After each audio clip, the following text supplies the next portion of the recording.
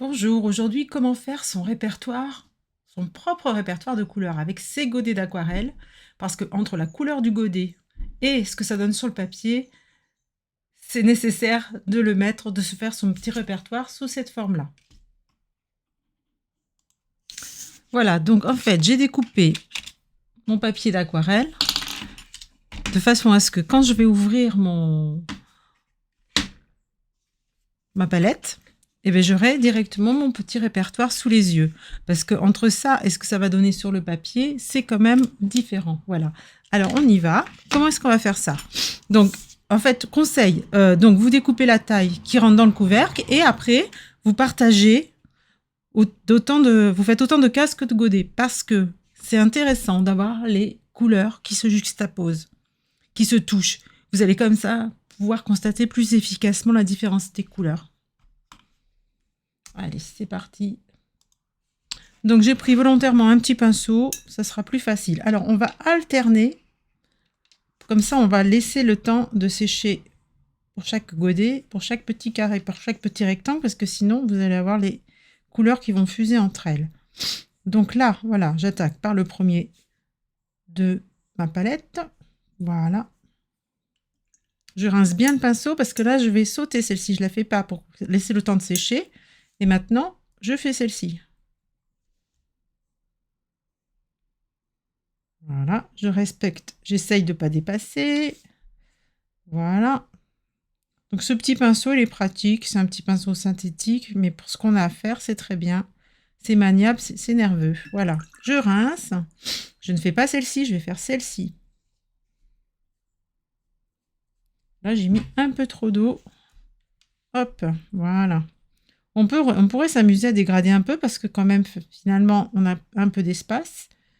Mais bon, ça va peut-être se faire naturellement au séchage. Voilà. Donc là, on constate qu'il y a des couleurs qui sont plus faciles que d'autres à s'étaler. Pour s'étaler, oui, enfin bon, bref, vous voyez. Allez, zou, celle-ci. Voilà.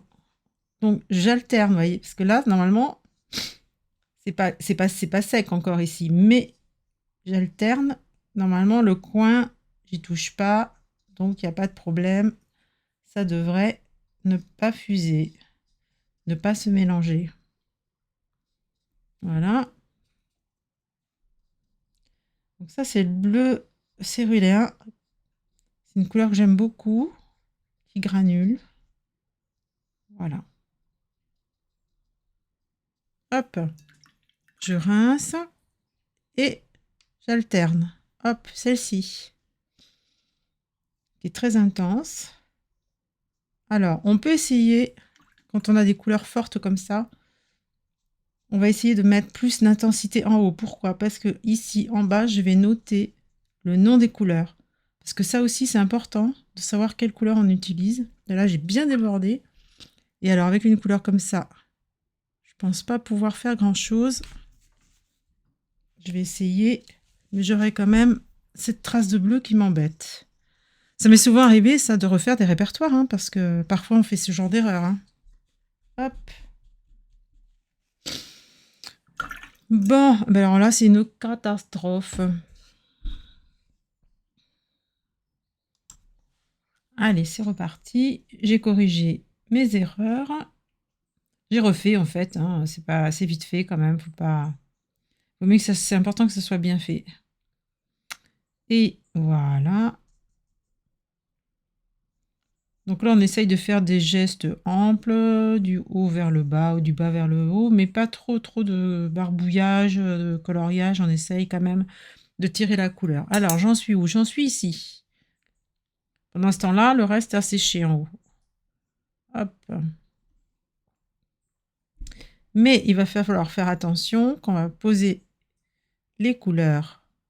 On va continuer en haut. Il va falloir quand même que tout soit bien sec, hein, parce que sinon c'est la cata et vous pourrez recommencer une troisième fois, voire plus. Ça dépend de ce qui s'est passé.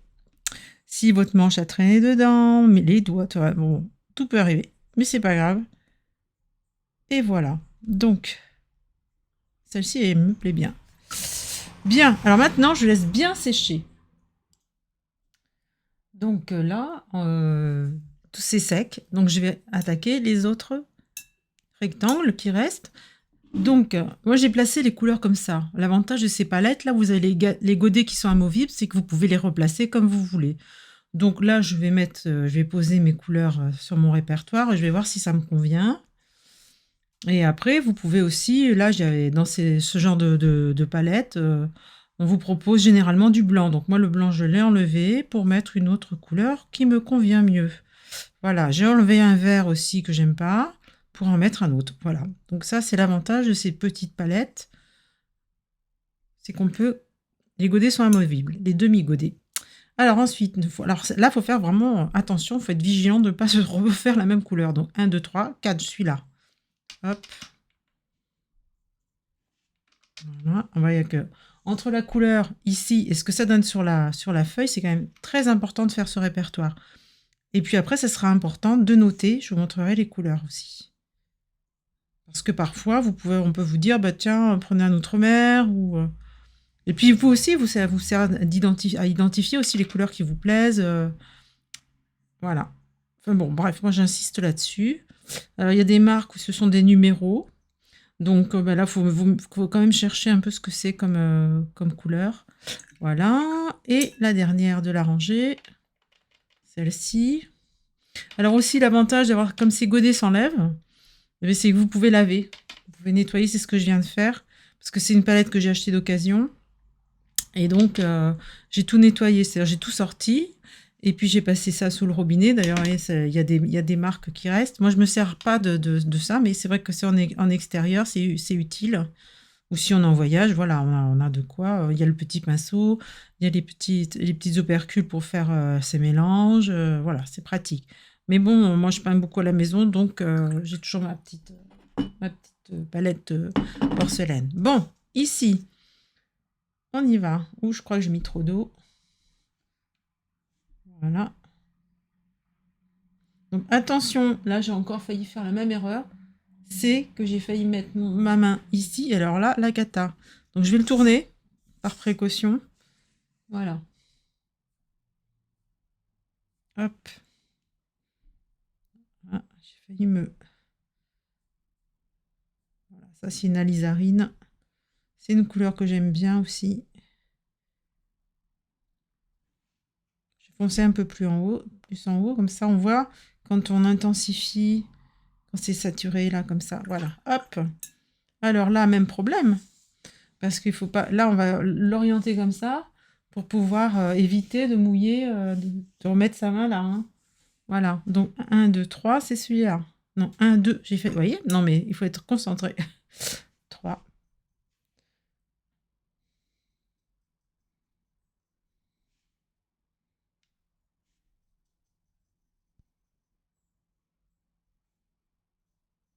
Je crois que je me suis trompée. J'ai mis la troisième à la place de la quatrième. Alors, c'est pas grave. Ce que je vais faire, je les changerai de place. C'est la même, c'est l'outre-mer, celle-là, je la reconnais. Donc, j'éponge et je viens... Je vais changer après, c'est pas... Voilà.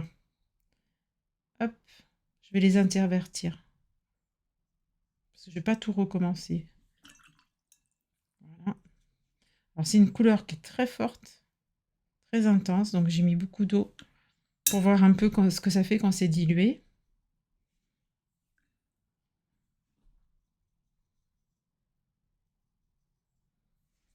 Donc là, je ne suis pas très contente de moi. Ça déborde. Bon, après, c'est pour soi. Hein, c'est pas non plus... C'est vrai que c'est plus sympa quand c'est bien fait. Bon. Mais voilà, on est d'accord que c'est pas les trois mêmes bleus. Et le dernier vert. Donc là, je pense que je n'ai pas fait d'erreur. Non, c'est ça, c'est pas le même.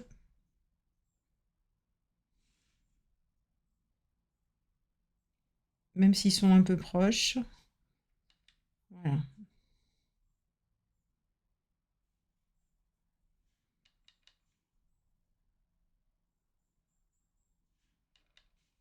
Voilà.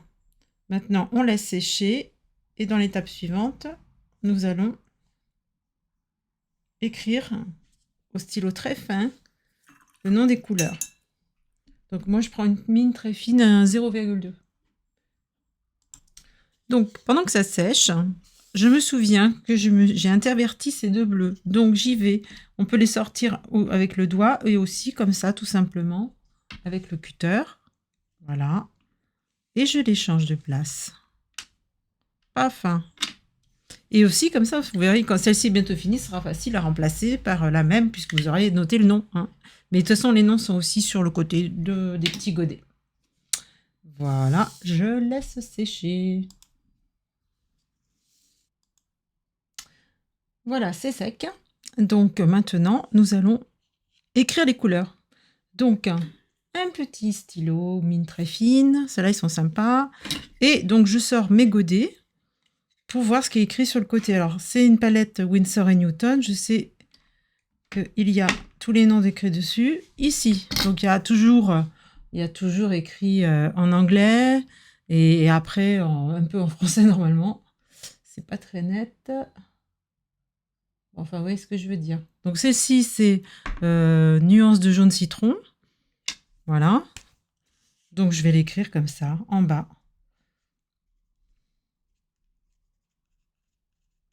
Voilà. Etc., etc. On fait comme ça pour toutes les couleurs.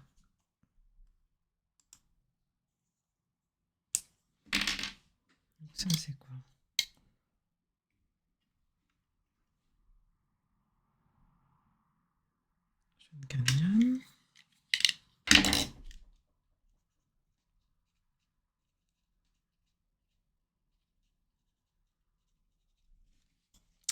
Et voilà, c'est prêt. Le nuancier est fin prêt à se glisser dans son couvercle, dans le couvercle de ma petite palette.